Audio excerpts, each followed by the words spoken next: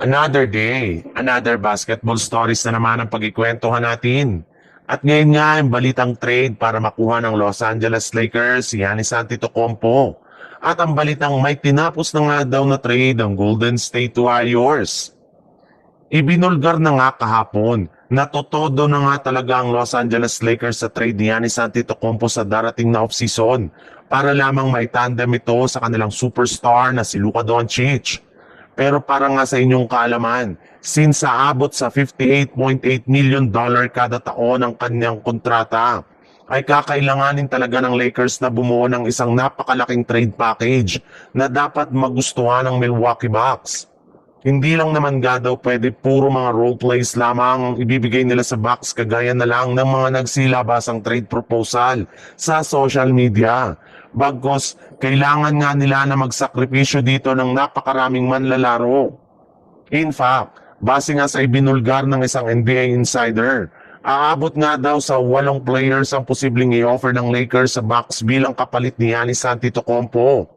At eto nga ay kinabibilangan ni na Austin Reeves, Rui Hachimura, Gabe Vincent, Maxi Kleber, Dalton Kanick at 2 future first round pick.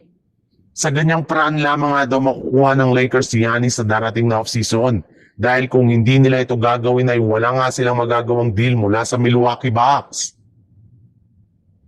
Sa ibang balita naman, simula nga nang i-anunsyo ng Brooklyn Nets na magiging available si Michael Porter Jr. sa trade market ngayong season, ay isa nga ang Golden State Warriors sa mga nabanggit na kupunan na posibleng makakuha sa kanya bago ang trade deadline.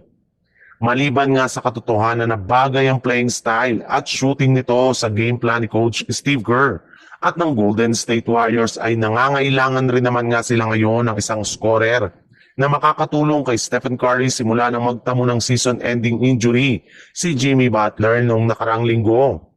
Pero sa kabilangan ng balitang yan, ay mismo ang Golden State Warriors na nga nagsabi na wala silang balak na kunin si MPJ mula sa Brooklyn Nets mas gusto nga nila ngayon ng isang legit na 3-and-D player na bukod sa kayang makapagtala ng puntos ay makakatulong rin naman nga pagdating sa depensa.